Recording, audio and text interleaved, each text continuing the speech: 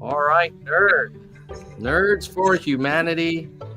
I have Joby Bernstein back in the Nerds for Humanity nerd zone to talk about his campaign for Congress. While the campaign is over, the learning never stops. And so I thought I'd get Joby on here to talk about, like, hey, what worked, what didn't work, what would you do differently? And Joby was very generous with his time, even though he's not asking for votes or donations anymore. He's willing to talk. So thank you for coming back, my friend. Nice to be back on, Tom. Appreciate it. So why don't we just first, we should say that the primary is still like not finally done because there's this amazing tie between number 2 and number 3. Yeah, so right now we have Evan Lowe and Joe Simidian ended up tied after a month of counting all the ballots. Someone, basically a PAC of semi-affiliated with Sam Liccardo, filed for a refund, which unlike other states, you have to pay for. So it's around like $400,000 for the refund. And the refund started about on the 15th, so 2 weeks ago. San Mateo, so the district is both San Mateo and Santa Clara County. San Mateo's done counting. The votes didn't change, but Santa Clara is still counting. And right now, Evan Lowe, I think, is leading by 1 vote as of last night, according to the news article I read. So it is still up in the air who is actually going to be in the primary come November. And how does a refund work? Who's getting the refund and why? For the recount, you have to pay. Oh, recount, yes. Yeah, I'm sorry if I misspoke. Recount. Yeah. So there is a request for a recount. Who made the request for the recount? It is a political action committee made the request. That's probably affiliated with Sam Liccardo's. And why does Liccardo care if there's a recount? Like, he won. He's clearly first place. So you might need to ask some other political experts, because I've asked this question like 8 times. I haven't gotten an answer that's convinced me. The answer that I've received is that if you are the number 1 candidate, you only want to face off against one other person.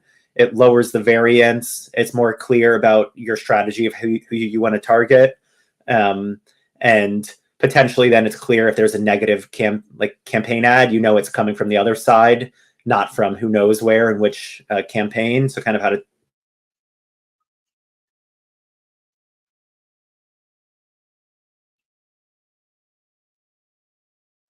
Uh-oh. We may have lost Joby. Can you still hear me? Now I can. Well, can you say something else? Oh, now you're back. Now you're back. Okay, that was weird. Sorry. So it is some political calculus. I think he's done some polling to say it's better for him to have a 2-person showdown instead of a 3. I don't get it. If I had $400,000 to spend,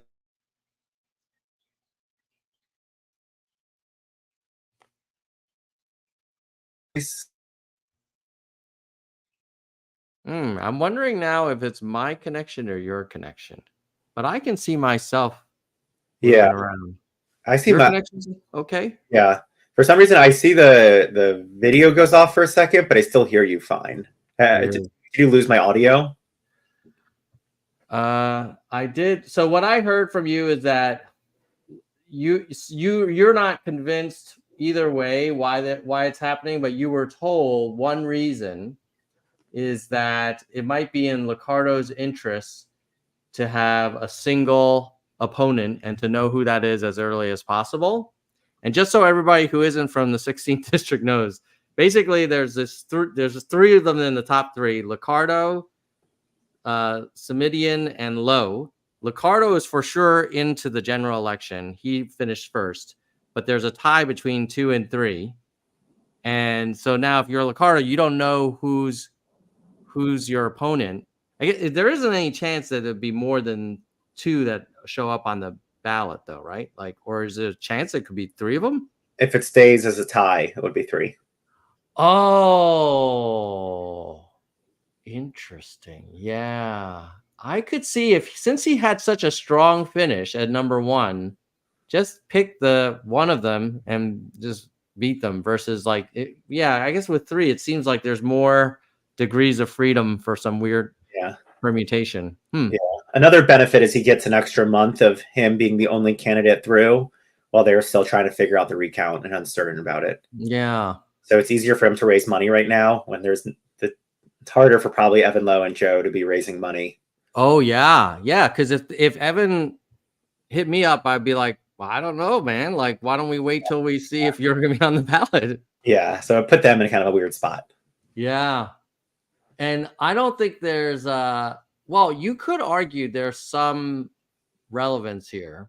But when we had all the candidates on the Nerd Show, Evan was on, you were on, Licardo was on, but uh-oh. Are we frozen again, Joby?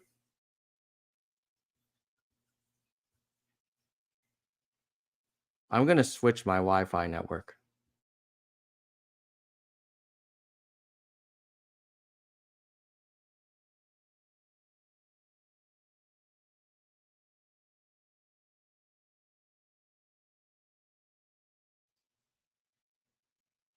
Yo, yo, yo.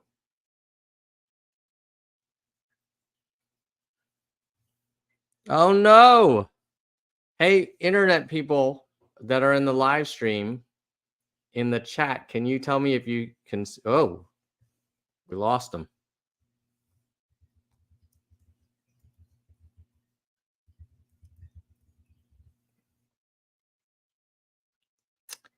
All right, we're gonna wait for Joby to come back because I see there's actually 29 in the live stream night right now, and we were having a good conversation about this crazy California 16th congressional district. While we're waiting for Joby to come back, let me rant for a little bit. Okay, so Jackson can hear me fine. Great. You're back. Right. I think it might be on my end. I have no clue what's wrong with Wi-Fi right now. I switched to my mobile hotspot, so Okay. I don't know. Hopefully it'll be better. Yeah. So at any rate, so now we've got those three. Licardo's like, hey, I only want to go against one of them. Oh, and then I was saying that Licardo, Lowe, you, Julie, Muhammad, a whole bunch of people came on the Nerd Show, but Simidian did not. Mhm. And had he come on the Nerd Show, he might have gotten one more vote. I know. It is. It's painful in politics. They just wonder, like, how'd you get one vote? Could have made. Oh my God! I emailed his team repeatedly saying, "Look, everybody else has been on. I can't give you like the questions in advance, but like I'm just going to ask you for your positions on the obvious issues. Please come on. I'm a resident of the district. I'm a voter." And they never replied. What are you going to do? So, well, I'm glad you came on, Joby. So, okay, so let's talk about your campaign. Mm-hmm. How did you finish, and how did you feel about the finish? Yeah, definitely not happy with the results wise. It clearly became a very competitive race. This district had a lot of good candidates running, and it was hard to get traction in what ended up being a very low turnout year. I think I was sort of expecting this was the first time people could vote for a new representative in 30 years in the district, first time in a while for a senator. It's an election year. And expect to have a good turnout, and we had an abysmal turnout. Republicans actually turned out for reasons I will never understand because there wasn't really any candidate they could actually, get through. But there was a strong, which is kind of a warning for November in my mind. So not happy with the results, but I think I definitely accomplished a lot along the way in terms of really elevating climate as a key issue, really focusing on education and immigration, and being kind of a policy thought leader throughout our debates. And then I think throughout the process, I made more friends and enemies, and know that in the future, when there's a next time, I'll have a much bigger base to build from as well. Yeah. So do you, what are the scenarios when there's going to be a next time? I was remarking to some neighbors how we had such a competitive primary this year, but in prior years, we did not, because the incumbent, decided not to retire. Mm-hmm. And it just seems like the way the system is set up, if the incumbent chooses not to retire, like then there's no primary. I mean, there technically is a primary, but I mean, it's kind of nuts, right? Like it used to be just Eshu, the incumbent, and then there was like Rishi, who is slowly kind of like chipping away. Yeah. But yeah, what's your take on when would the next time be? You have to get them to I mean, I get think promoted. there's other, I'm always interested in whether it's like a city council role or it's a Mhm. like state assembly role or it's a role in trying to get appointed to, a environmental or like energy focused like board or commission in California, whether it's like Mhm. California Public Utilities Commission or California Energy Commission. There's just a ton of different options out there as well that you can kind of run for or get appointed to. So Yeah. who knows when there's a next time in this district. I would probably personally wait 15 years before running again in this district because it was a lot of work and I'm a little bit burnt out. But I think I definitely know for next time, you need to have a lot longer runway. I'm someone who's like an optimist and believes if you give someone, if you are interested and passionate enough and you also have a long enough runway, anything's really possible if you commit your like self to it, but you need to give Mhm. yourself 10 years to get there. And so this is a start that kind of helps get my name out there, but there are many more steps to come along the way at building community name recognition, figuring out like who the right people are who will need to endorse me, figure out who has the Rolodex that can help. It's the people who don't just give money, the one who can find 25 other people to give money as well, Yeah. really help you scale, because Joby does not scale. You need to have a team behind you that really helps you scale that process. And I think one other takeaway I realized was as I was fundraising, I would then be able to hire a team. So it was like you had to kind of hit different fundraising, and sort of like that's how business kind of works too, where it's like you wait to get the money coming in, then okay, we'll expand, or you kind of Mhm. see something coming and you can start to hire a little bit earlier. But what I would have done differently is just tried to write myself a $50,000 check and like put it into the like loan it to the campaign, and just on day one hire a staff and then start fundraising, so you're good to go from the beginning. And so I kind of had a slower ramp of, okay, I'm going to wait to hire until I know I have enough money to hire a mail Mhm. team, media, you name it. And I really should have been thinking the other way of, I'm in, I want to do this. Here's 75K. I'll loan it to the campaign and hope that I can fundraise it back. That's such a sad statement about the way the system is set up. Like not every candidate's going to be able to self-fund their kind of seed round. Yeah. And what I'm hearing is, yeah, if you go out there and you kind of beat the pavement and share your message and then wait to organically gather money, by the time you have enough money to spend it, it's too late. Yeah, and then maybe that's why, like, you see Rishi, he runs every cycle. Maybe he just sees this as a marathon, Mm-hmm. and he's just Yeah. gonna keep going. Tough marathon or treadmill to be on. Seriously, yeah. Yeah. What you said? Oh, I might consider the district in 15 years. Was it mainly the financing part that was difficult, or what makes this district hard to run in? Bay Area is very expensive, and you have Mm. really high talented candidates too. Mhm.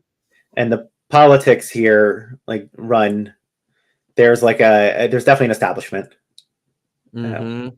and I think it's a little bit tougher to break in compared to other districts that are, people like friends have, or like political connected friends are like, oh, you should move to these districts if you want to have a chance like in the next 10 years, because it's a tough one here. But then also whoever wins this election, I want to make sure I can give them enough time to like establish their career and work their way up in Mhm. Congress too. I do believe that in both the Democratic and Republican Party, there's this belief that you should never like challenge an incumbent.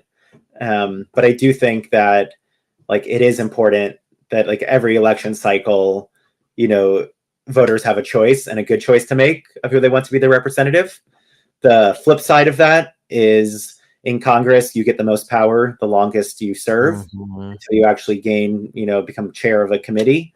And therefore, without term limits in Congress, you can have the most benefits in your district if you have a congresswoman or a congressman who's been in there for 20 years, and they can help, send back benefits to your own to the home district.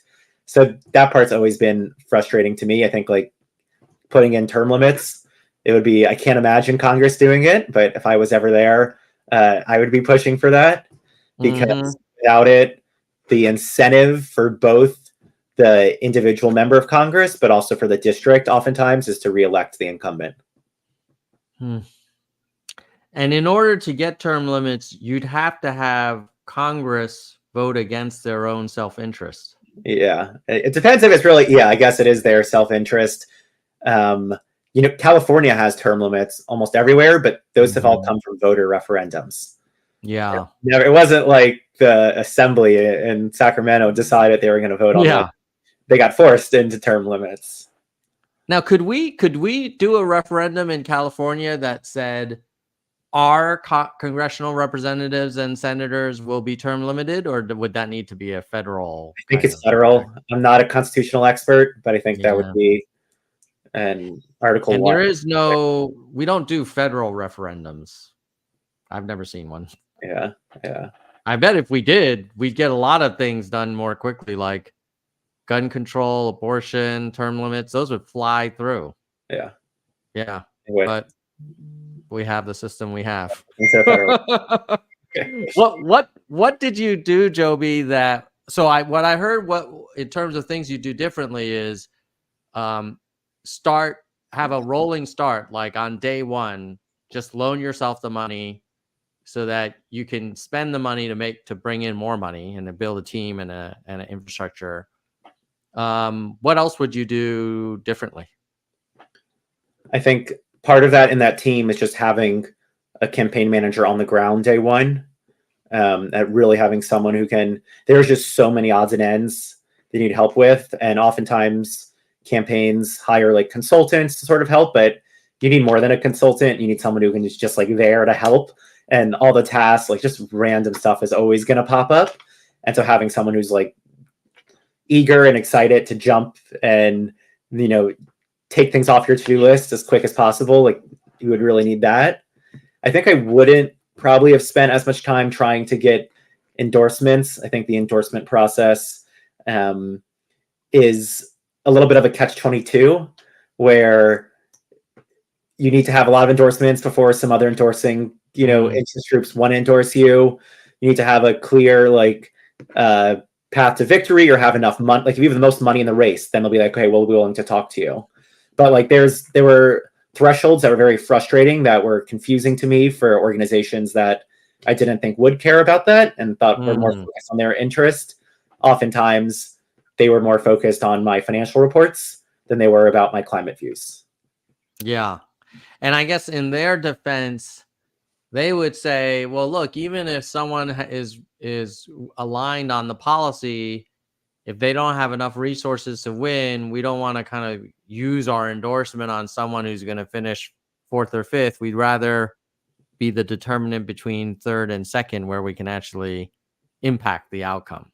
Yeah, I think that's true. I think you do see some endorsement groups tend to like endorse the day after the primary, or they'll, like there's it's not even like they want to be the incremental difference. They just to say that they have endorsed and supported the winner. I think they see it as a way as a seat at the table going forward. But if I were an interest group member, I want them to be finding the best candidate for that issue and bringing that candidate's point of view to the front stage. And I think you have a lot more power as an agency, interest group that has millions of dollars, to really spend it on a candidate who you can really elevate their issues and bring it up, compared to, we'll just go along with the crowd and with the wave, and kind of wait. And on the campaign manager point, I mean, being in Palo Alto, was there not some, high achieving Stanford senior or grad student that you could just say, hey, you want to run a congressional campaign? Let's go for it. Yeah. I mean, I was fortunate. I had about 150 friends at Stanford, from grad school to policy school to undergrad students, who would were consistent helpers, from helping me organize, like design my logo, to a lot of door knocking, texting, helping with like fundraising, like you name it, there was there. There's just a difference of someone who can commit 5 or 10 hours a week to someone who's going to be able to committing 50 hours. Right. And that was what I struggled with, was getting people who are willing to help out, but getting like key candidates to the next level was tougher. And when did you start campaigning? So I started in middle of October. I was actually planning to run against Anna Eshoo.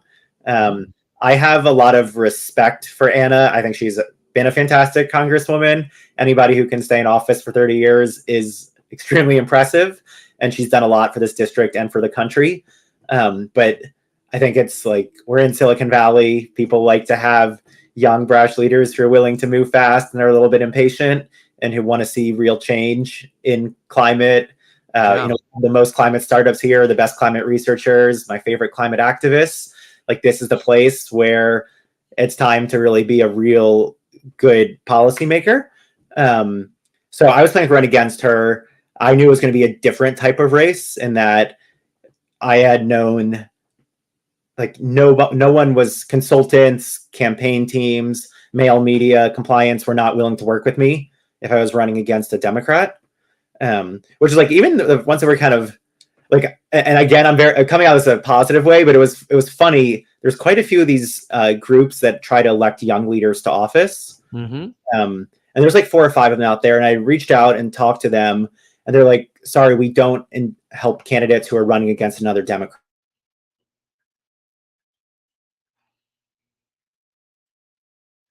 Uh-oh.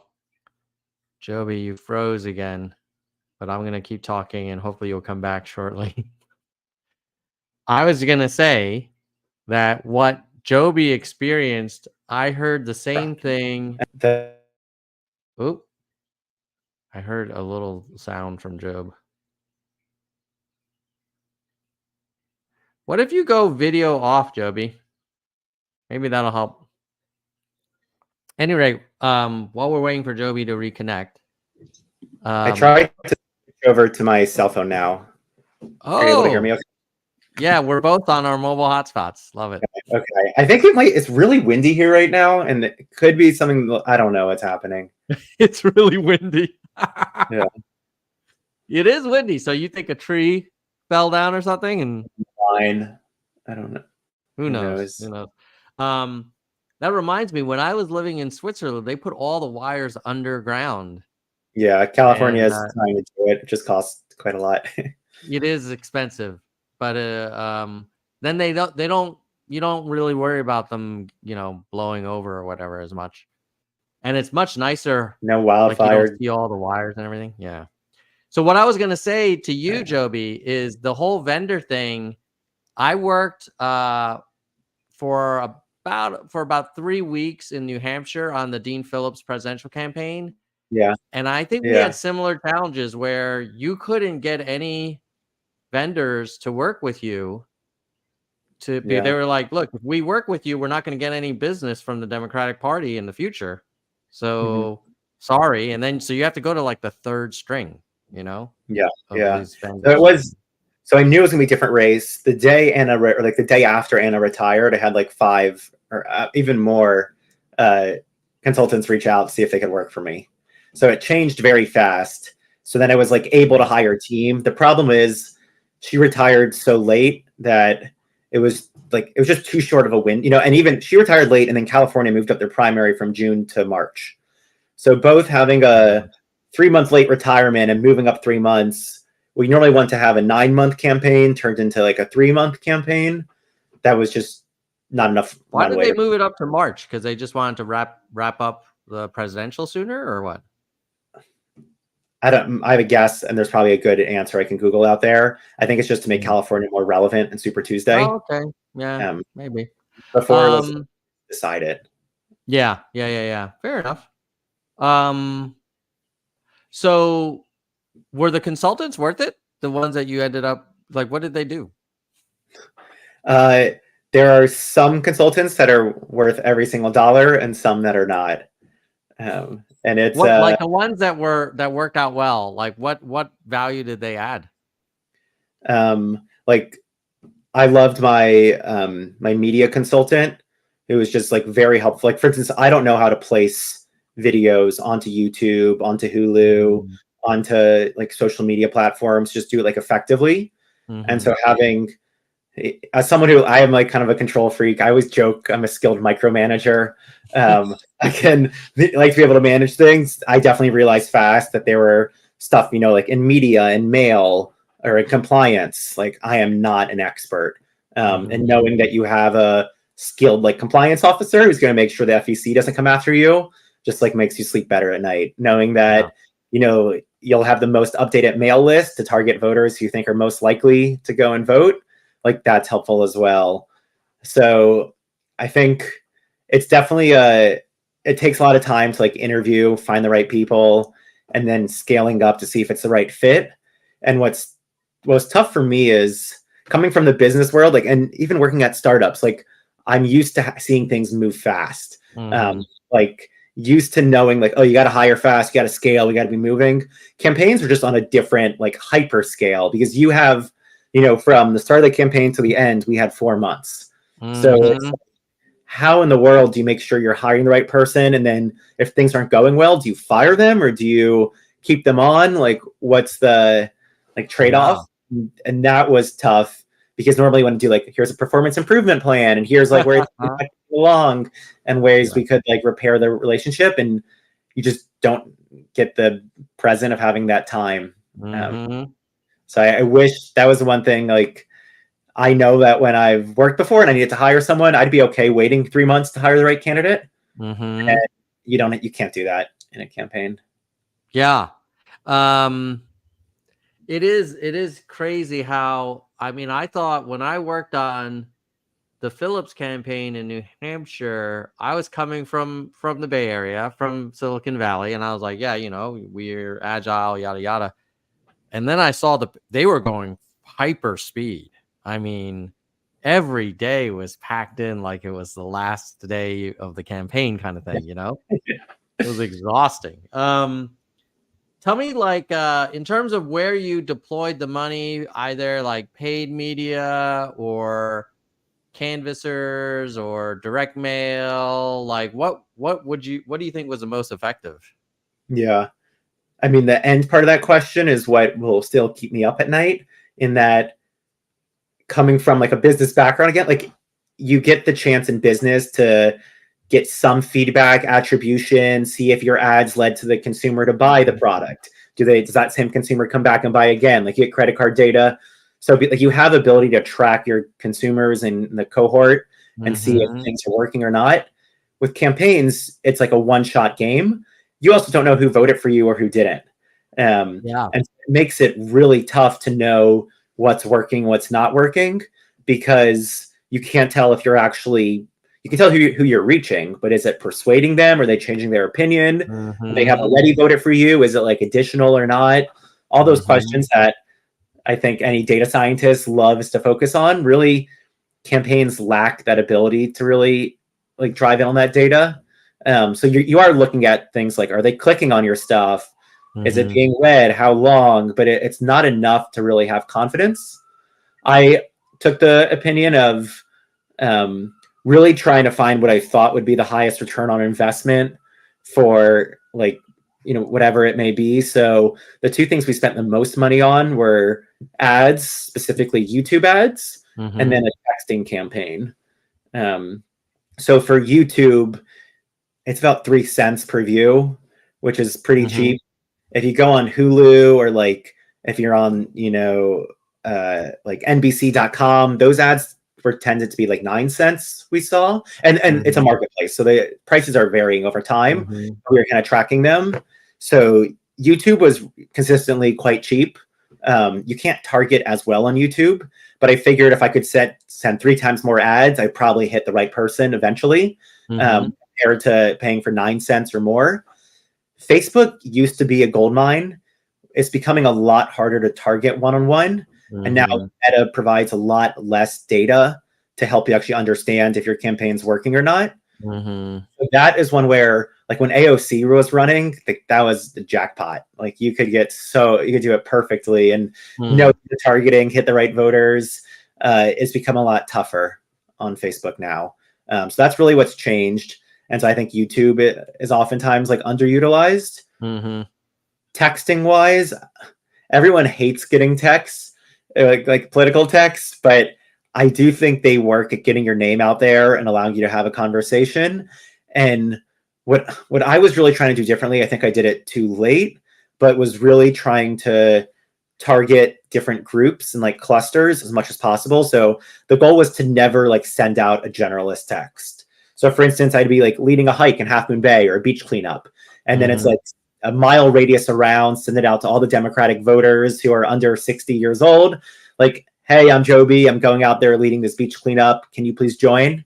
And kind of getting that engagement. I also like on the voter file, you can see if people speak Chinese, Spanish, Hebrew, and I would either craft them or have like, I don't speak Spanish, so my friends who are from Spain or Mexico crafted texts in Spanish that we could send to those voters to really ensure that we were like meeting them where they stood. Hitting young voters, who are in college, kind of talking about how my plans is really like focused on making like college cheaper, having more like access to education.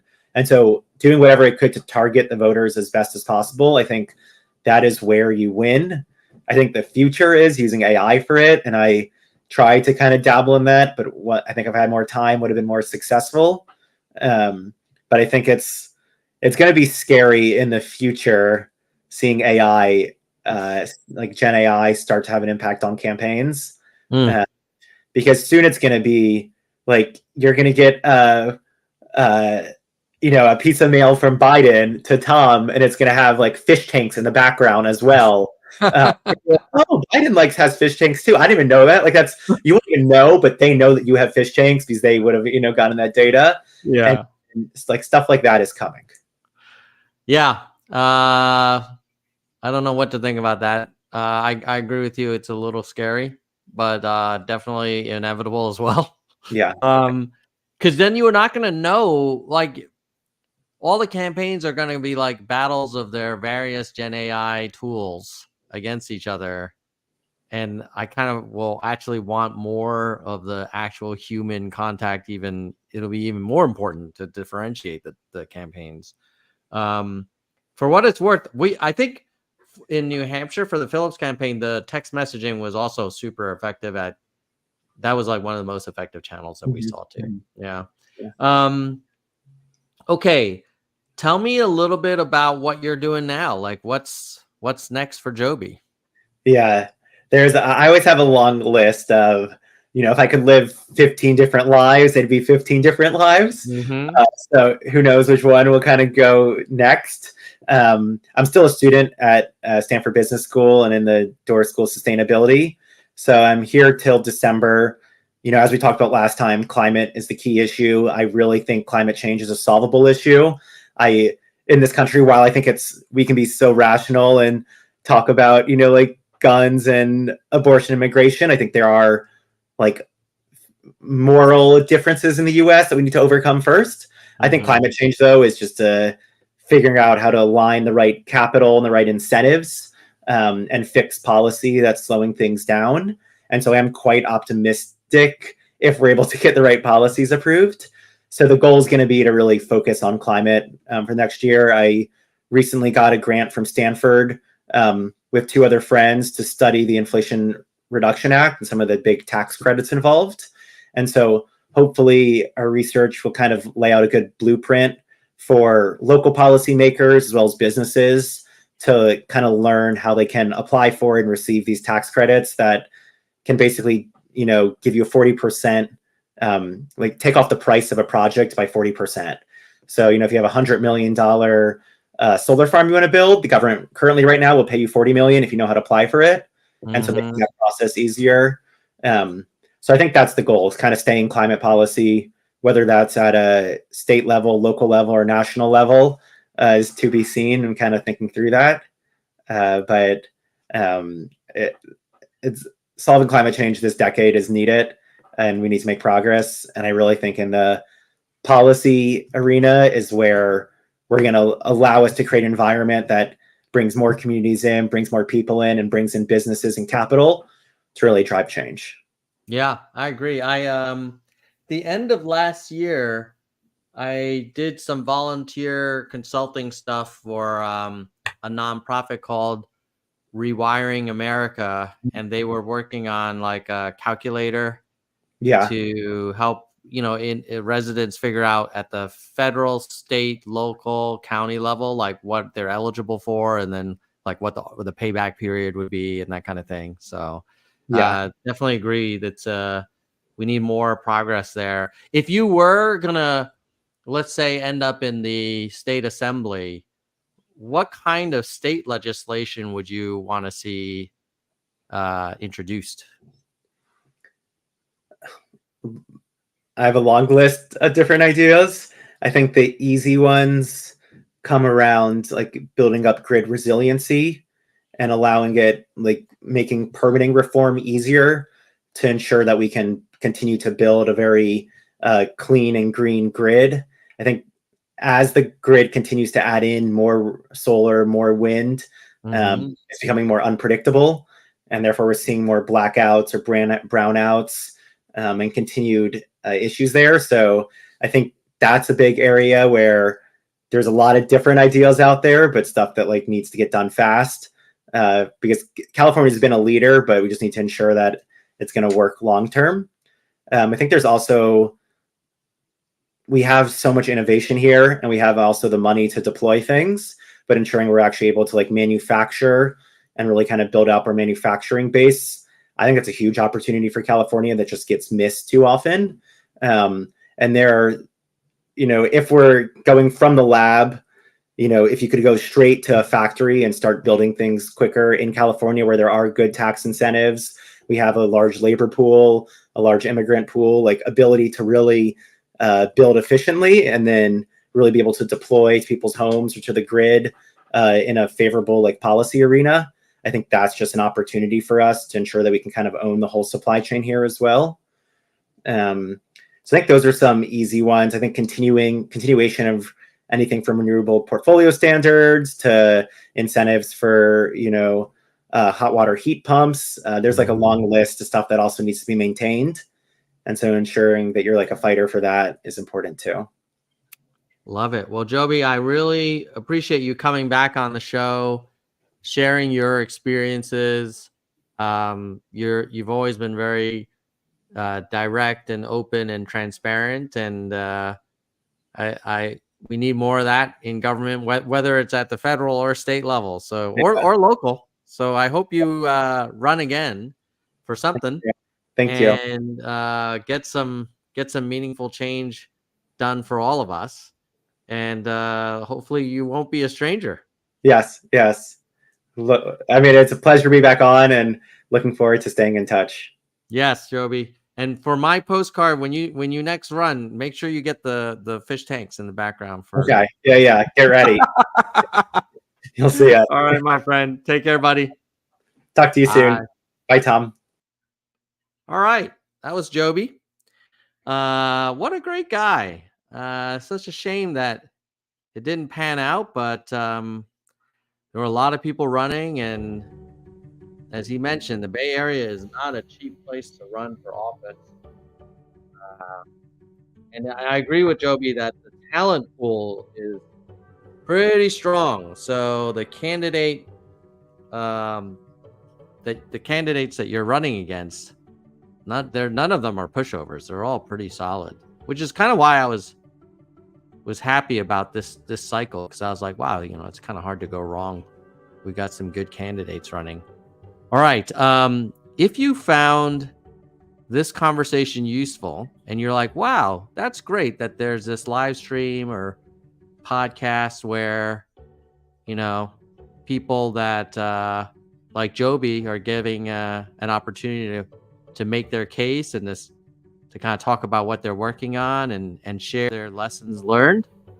Well, part of the reason why this channel is possible is because of support from our channel members. So I'm going to give give our channel members a shout out. And then I'm going to wrap with some closing thoughts on current events, Tom's rants of the day. I have a few. Trump, Biden, Gaza, that kind of stuff. But let me just first thank our members. So at the highest level, and if you're watching this on YouTube, just click that join link and you too can help us pay for our streaming software, podcast hosting fees, like photo editing for the thumbnails, that kind of thing. Oh, hold on. Okay, at the highest level, we have Soldier One. So thank you, Soldier One, for your support. He is a senior vice president. Next, we have Kristen Slevin and Bike, vice presidents. Very impressive. After the president level, my Bluetooth is just totally going berserk. Power through this. We have our hardcore nerds. Gene, David, DK, Jekalego, Mr. History, Mona, Von, Yang, Dean, Galessa, Jay Perrin, Dana, Jason, Daniel, Mickey, Yoda, Jackson, Unkiyu, and Bobby. And then at the entry level, which is only $1.99 a month, we have the following members, and I will scroll through all of them. So thank you to all of you Nerds for Humanity channel members. Appreciate it. You guys are keeping this this live stream going after all these years. Okay, now let's talk a little bit about some current events, and then I'll wrap up. I was kind of disappointed that so many Americans do not feel like the U.S. should be providing unconditional military aid to Netanyahu's government. And yet we kind of approved the aid to Israel like with a pretty strong majority. So I kind of feel like, hey, why is Congress so out of step with the citizens that they're supposed to represent? So that's not cool. And I think now America is kind of complicit in what's going on in Gaza. Like, I don't know that we can just say like, well, we didn't know what Netanyahu was going to do. Like, we kind of do know exactly what he's going to do. So that's number one. Trump being in court, I got to say, I love watching him face the consequences. Like, this is a guy who always talked about the rule of law, following the rules. The Republican Party is the party of Christianity. Thou shalt not lie. You know, remember all that stuff? But yet, here we have our Republican nominee in court for paying off an adult film actress and then not reporting it and concealing it, and then paying his attorney double so that it would cover the attorney's income taxes. Like, I don't know anybody that pays their attorney's taxes. So we'll see. But yeah, you know, there you go. There's some justice that Trump is sitting in some cold New York courtroom that apparently smells kind of bad. Not because of Trump, but just I think it's not a well ventilated area. Biden, I mean, he's going to be the nominee. I would not be surprised if he has some physical ailment between now and November. And if he does, and Trump wins, I will blame the Democratic Party for sure. And then RFK, you know, a lot of blue state people are thinking about voting for RFK as just a symbol of their frustration with the two-party system. I don't blame them for doing that. Oh, we have a chat question from Jackson, who is a channel member. What do you think of the TikTok ban? I'm skeptical of Chinese influence as there been zero evidence. I also think Twitter is a much bigger threat. Okay, as a libertarian or someone that has libertarian sensibilities, I don't like the idea of the government telling companies like who haven't violated any laws, as far as I know, telling them like, oh, well, you can't exist. You have to sell yourself. On the other hand, like, I get it. TikTok is super popular. And the fact that it is owned by a company that is bound by Chinese law, I could see being concerning. So I don't know about, I think the thing that I actually have the biggest concern over is the requirement that they sell themselves in 9 months. Because it takes a long time to do like even a small business development deal between multi-billion-dollar corporations. But to do a full merger and acquisition in 9 months, you could argue like that kind of screws the TikTok shareholders, because they're going to have to probably charge and accept a bid that maybe they wouldn't otherwise, but it's a little bit of a fire sale. So yeah, that's my view on TikTok. Like, I personally think that companies should be held accountable when they break rules.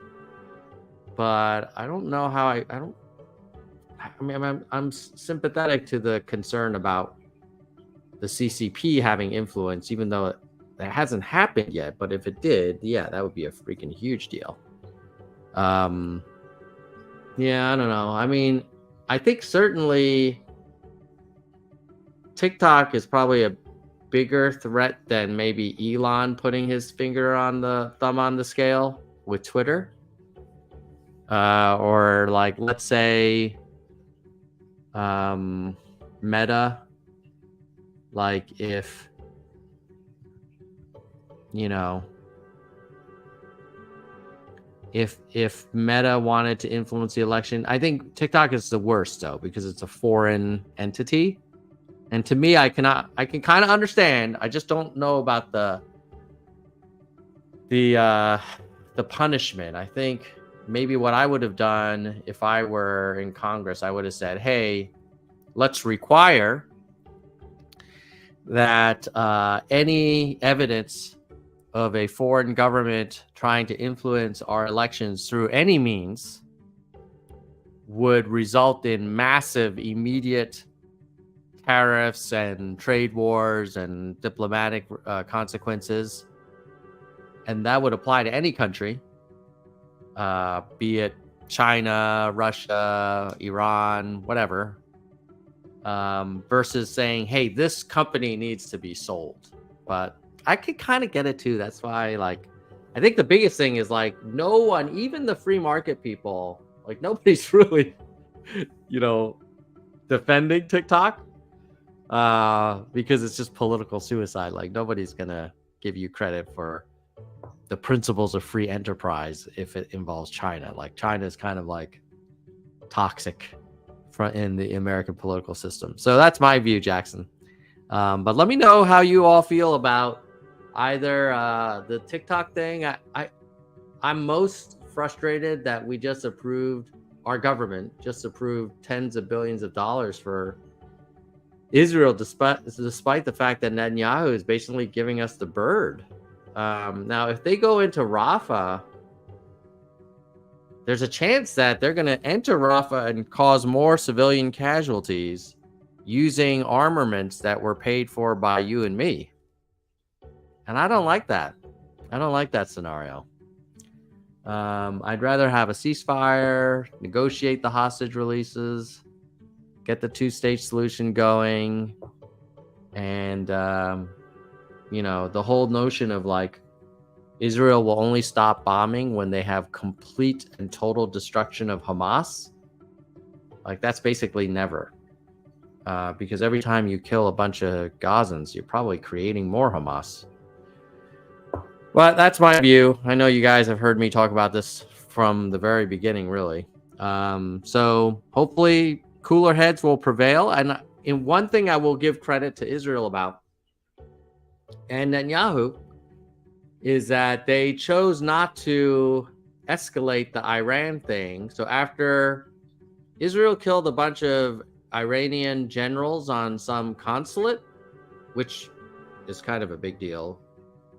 And then Iran responded with the drones. And then Israel did some targeted bombing in Iran, but not too much. So I think that was a great exercise of restraint by Netanyahu.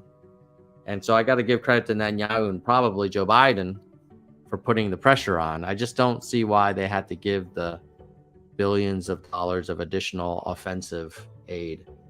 You know, Iron Dome, all for it. David's Arrow, great. But 2,000-pound bombs to be dropped in Gaza, an area the size of Las Vegas, nonstop. I don't care if Hamas is hiding under those buildings. I don't think it gives you the right to level them. That's just my opinion. And if Israel wants to do it, that's fine. But then America doesn't have to pay for it. All right. Well, if the conversation with Joby was interesting and useful, please do me a solid and like and share so that more people can discover this content. And thanks again to all you members. Really appreciate it.